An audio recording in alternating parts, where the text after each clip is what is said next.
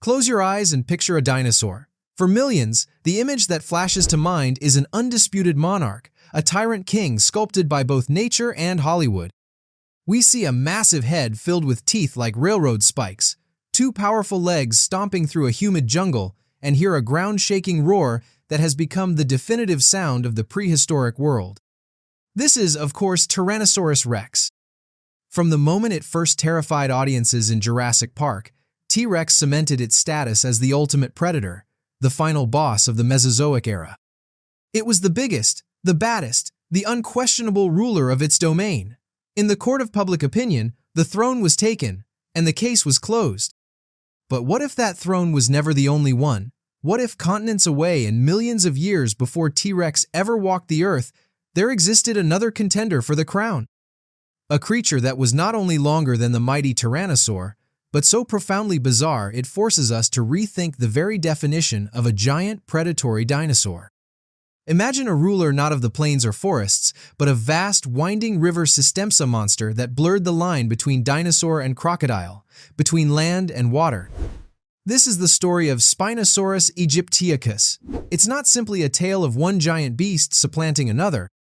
It is a gripping paleontological saga, a century-long mystery involving brilliant minds, the ravages of war, a dramatic resurrection in pop culture, and a series of stunning scientific breakthroughs that ultimately didn't just challenge T-Rex, but revealed a new and astonishing way to be a king. This is the story of how a ghost from the Sahara, a river monster of immense proportions, rewrote the rules of a lost world. Our story begins not in a modern laboratory, but in the harsh, sun-scorched deserts of Egypt in the early 20th century. Here, a tenacious German paleontologist and aristocrat named Ernst Stromer von Reichenbach led grueling expeditions into what was then a near-impenetrable fossil frontier. In 1912, his team unearthed something extraordinary from the Baharia Formation, the partial remains of a colossal carnivorous dinosaur. As Stromer painstakingly studied the bones back in Germany, he realized he had found an animal unlike any other. It was clearly a massive predator, but its anatomy was perplexing. Most astonishing were the enormous rod-like spines extending from its vertebrae, some reaching over 5 feet in length.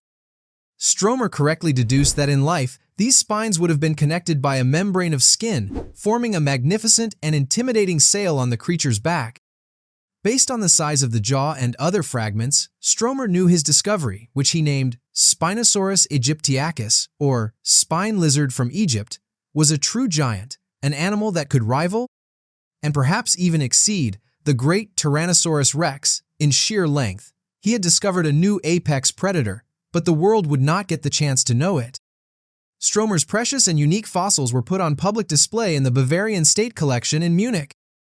As World War II engulfed Europe, Stromer, an outspoken critic of the Nazi regime, pleaded with the museum's director to move his collection to a safer location. His pleas were tragically ignored. In April 1944, an Allied bombing raid struck Munich, and the museum was reduced to rubble. Along with it, the only known skeleton of Spinosaurus was utterly obliterated, turned to ash and dust. The giant was gone. For over half a century, Spinosaurus ceased to be a tangible creature of science and became a ghost, a fragmented legend known only through Stromer's meticulous drawings and haunting photographs. For decades, the ghost of Spinosaurus lingered in the footnotes of paleontological textbooks. Then, in 2001, it was resurrected in the most spectacular way imaginable. In the film Jurassic Park III, Spinosaurus exploded onto the silver screen, not as a scientific curiosity, but as a movie monster of epic proportions. It was depicted as a bigger, meaner, and more relentless version of the T-Rexa super predator that stalked the heroes with single-minded fury. The movie culminated in a scene that became legendary and, for many dinosaur fans, heretical, a brutal, visceral fight between the newcomer and the established king, T-Rex. In a stunning upset, the Spinosaurus clamped its powerful jaws around the Tyrannosaur's neck, snapped it, and let out a triumphant roar over its fallen rival. In the arena of pop culture, the dethroning was swift and absolute. A new generation of children had a new favorite monster. The movie posters and toy lines declared a new king. But in the halls of academia and museums, scientists watched with a mix of fascination and deep skepticism. While the film's portrayal was thrilling, it didn't quite align with the fragmented evidence left behind by Stromer. The biggest red flag was the skull. Stromer's drawings clearly showed a long, narrow snout, more like that of a modern crocodile or gharial than the deep, robust, bone-pulverizing skull of a T-Rex. Its teeth were not thick, banana-shaped daggers designed for crushing armor and bone. They were conical and sharp, perfectly suited for snagging slippery prey. This anatomy pointed not to a hunter of giant dinosaurs, but to a specialized fish-eater, a piscivore. The on-screen battle was a fantastic piece of fiction, but it deepened the real-world mystery. If Spinosaurus wasn't a bigger T-Rex, then what on earth was it? The stage was set for a new investigation, one that would require more than just old drawings to solve the puzzle. The key to unlocking the mystery lay buried, not in Egypt, but across the border in the fossil-rich Kem Kem beds of Morocco. And the person to find it was a young, brilliant German-Moroccan paleontologist named Nizar Ibrahim. Ibrahim was obsessed with the lost world of North Africa and, like many before him, was haunted by the ghost of Stromer's Spinosaurus. His journey would become a modern legend of scientific detective work. It began when he acquired a few intriguing bones from a local fossil hunter bones he suspected belonged to Spinosaurus. Realizing their immense importance, he knew he had to find the exact location where they were dug up, a task akin to finding a single grain of sand in the Sahara. The fossil hunter had vanished without a trace. For years, Ibrahim searched.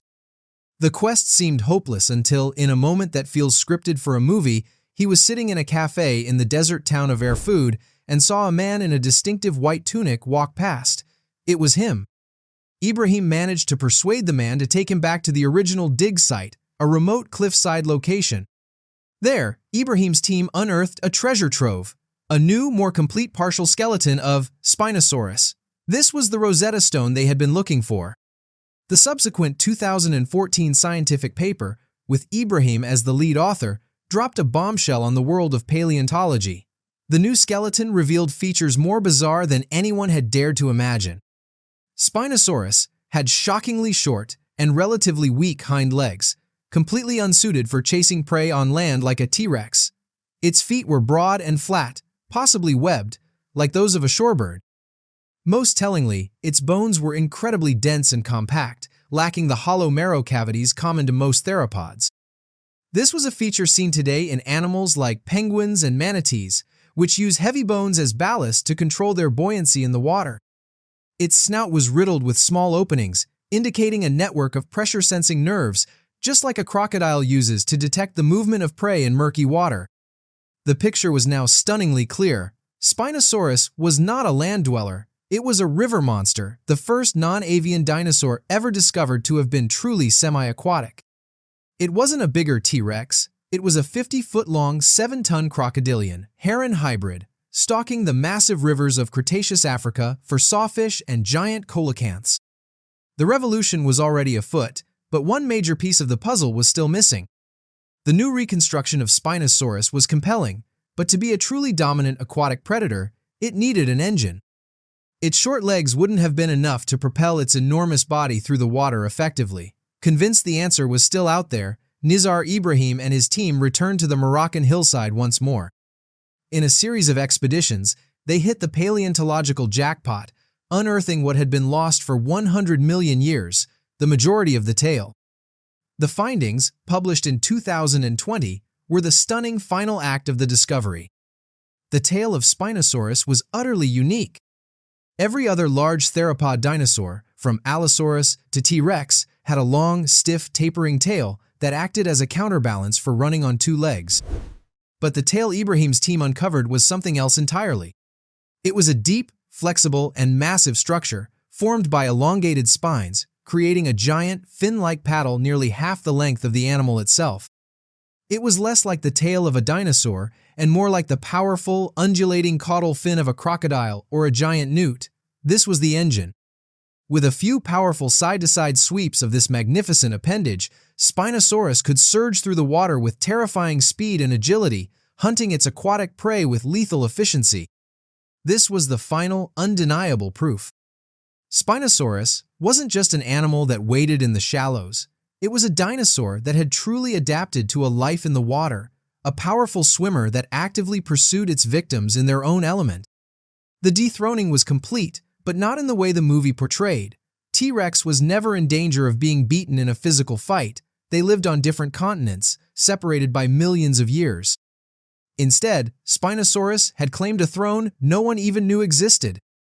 If T-Rex was the lion of the Cretaceous plains, Spinosaurus was now revealed to be the great white shark of its ancient rivers.